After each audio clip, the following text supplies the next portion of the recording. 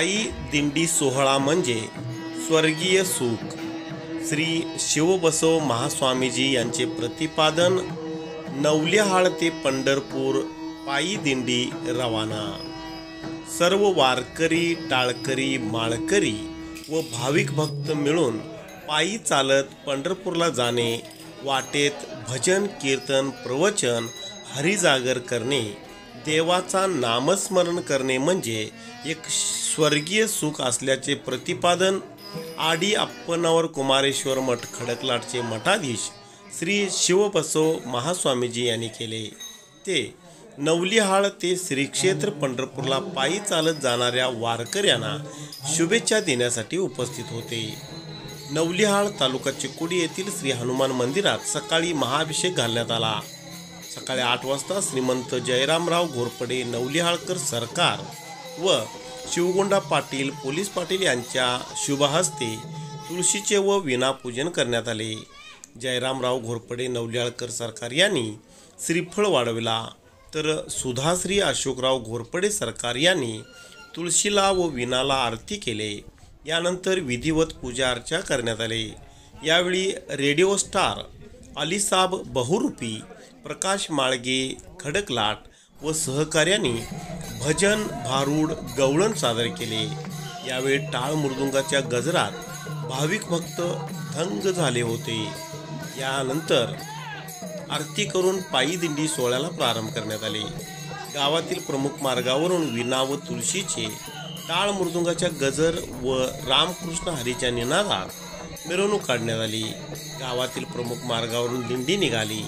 रस्त्याच्या दोन्ही बाजूला रांगोळीचा सडा घालून व पुष्पवृष्टी करून ग्रामस्थांच्याकडून तुळस व विनाचे दर्शन घेण्यात येत होते. यावेळी शिवबसव महास्वामीजी म्हणाले, गेल्या 15 वर्षापासून येथील भाविक भक्त चालत पंढरपूरला जात आहेत. अत्यंत भक्तीने आणि नम्रतेने तब्बल 10-12 दिवसांचा प्रवास अत्यंत आनंदात आणि भक्तीने घालवतात. भक्त पांडुरंगाच्या नामस्मरणात स्वर्गीय सुख असून प्रत्येकाने एकदा तरी पंढरपूरला जाणाऱ्या पायी दिंडीत सहभागी व्हावे व पावन व्हावे असे सांगितले. यानंतर वारकऱ्यांच्याकडून शिवबसव महास्वामीजी यांचे शाल, श्रीफळ आणि पुष्पहार देऊन सत्कार करण्यात आले. यावेळी माळकरी, टाळकरी, वारकरी, भाविक भक्त व ग्रामस्थ मोठ्या संख्येने उपस्थित होते.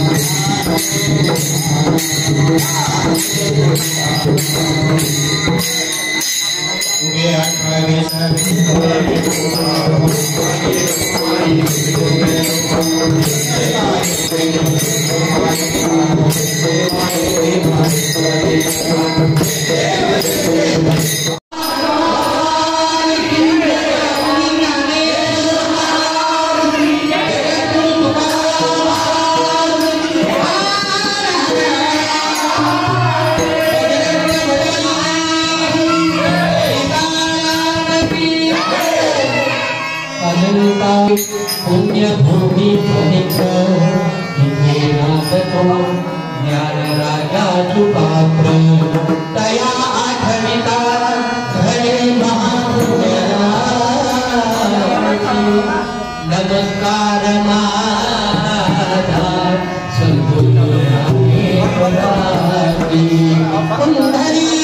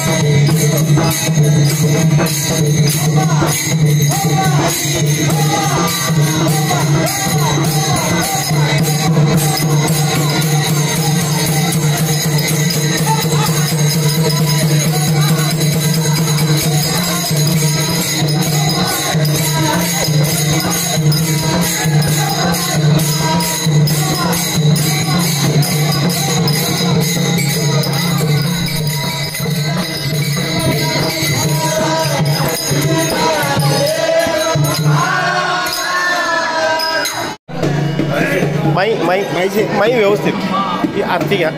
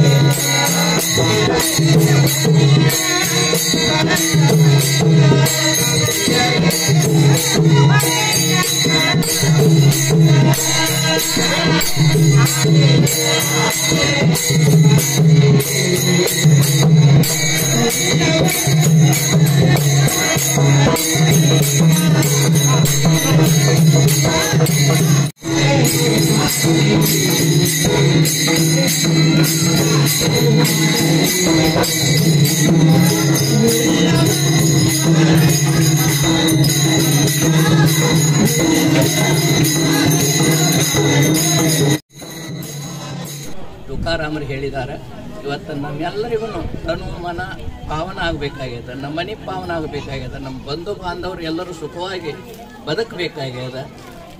ಅದಕ್ಕೋಸ್ಕರ ಪ್ರತಿ ವರ್ಷ ಆಷಾಢ ಏಕಾದಶಿ ದಿವಸ ಅಲ್ಲಿ ಪಾಂಡುರಂಗನ ಜಾತ್ರೆ ನಡೀತದೆ. ಭಾಳ ಭವ್ಯವಾಗಿರ್ತಕ್ಕಂಥದ್ದು. ನಮ್ಮ ನವಲಿಹಾಳದ ಸದ್ಭಕ್ತರು, ತಾಯಂದಿರುವ ಮಕ್ಕಳು ಎಲ್ಲರೂ ಒಂದು ಭಜನಾ ಮಾಡ್ಕೊಂತ ಹೋಗ್ತಕ್ಕಂಥವ್ರಾಗಿದೆ ಅಂತಂದಾಗ ನಿಮ್ಮ ತನು ಶುದ್ಧ ಆಗ್ತದೆ, ಮನ ಶುದ್ಧ ಆಗ್ತದೆ, ಭಾವ ಶುದ್ಧ ಆಗ್ತದೆ. ತ್ರಿಕರಣ ಶುದ್ಧಿ ಅನ್ನುವಂಥದ್ದು ಎಲ್ಲಿ ಶುದ್ಧಿ ಆಗ್ತದಪ್ಪ ಅಂತಂದ್ರೆ ದೇವರ ನಾಮಸ್ಮರಣೆ ಒಳಗಾದ. ಅಂಥ ದೇವರ ನಾಮಸ್ಮರಣೆ ಮಾಡ್ಕೊಂತ ಪಂಢರಪುರಕ್ಕೆ ನೀವೆಲ್ಲ ಹೋಗ್ತಕ್ಕಂಥವ್ರಾಗಿದ್ದೀರಿ. ನವಲಿಯಾಳದ ಎಲ್ಲ ಸದ್ಭಕ್ತರಿಗೂ, ತಾಯಂದಿರಿಗೂ, ಮಕ್ಕಳಿಗೂ, ನಮ್ಮ ಜಯಂತ ಕೊಟ್ಪಡೆಯವರಿಗೂ, ಸರ್ಕಾರದವ್ರಿಗೂ ಎಲ್ಲರಿಗೂ ಸುಖ ಆಗಲಿ. ಭಗವಂತನ ನಾಮಸ್ಮರಣೆ ಅಂತಂದ್ರೆ ಎಲ್ಲರಿಗೂ ಒಂದು ಆನಂದದಾಯಕ. ಏನು ಮನುಷ್ಯನ ದುಃಖ ದುಮ್ಮಾನಗಳು ದೂರ ಆಗ್ತದೆ, ಸುಖ ಶಾಂತಿ ಲಭಿಸ್ತದೆ, ನಮ್ಮ ಮನಸ್ಸಿನ ಇಷ್ಟಾರ್ಥಗಳೆಲ್ಲ ಪೂರೈಸ್ತಾ ಇದ್ದಾನೆ.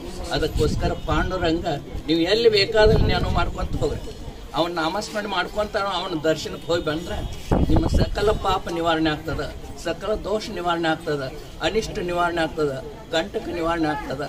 ಅದಕ್ಕೋಸ್ಕರ ನಮ್ಮ ನವಲಿಹಾಳದ ಎಲ್ಲ ಸದ್ಭಕ್ತರಿಗೂ, ತಾಯಂದರಿಗೂ ಆ ಭಗವಂತನ ಕರುಣೆ ಎಲ್ಲರಿಗೂ ಶುಭ ಲಭಿಸಲಿ. ಅವನ ಸ್ಮರಣೆ ಯಾವಾಗಲೂ ನಮ್ಮ ಊರಿನೊಳಗೆ ಇರಲಿ, ಊರು ಸುಖ ಆಗಲಿ, ಸುಖ ಸಮೃದ್ಧಿ ಆಗಲಿ ಅಂತ ತಿಳ್ಕೊಂಡು ಆ ಪಾಂಡುರಂಗನನ್ನು ಹಾಗೂ ನಮ್ಮ ಕುಲಗುರು ಆಗಿರ್ತಕ್ಕಂಥ ಸಿದ್ದೇಶನನ್ನು, ಗುರುಗಳಾಗಿರ್ತಕ್ಕಂಥ ಕುಮಾರೇಶನನ್ನು ಸ್ಮರಿಸಿ ಎಲ್ಲರಿಗೂ ಒಳ್ಳೆಯದಾಗಲಿ. ಸರ್ವೇ ಸುಖಿನ ಸಂತು, ಸರ್ವೇ ಸಂತು ನಿರಾಮಯಾ, ಸರ್ವೇ ಭದ್ರಾಣಿ ಪಶ್ಯಂತು, ಮಾ ಕಶ್ಚಿತ್ ದುಃಖ ಭಾಗ್ ಹೋಯ್ತು ಅಂತ ತಿಳ್ಕೊಂಡು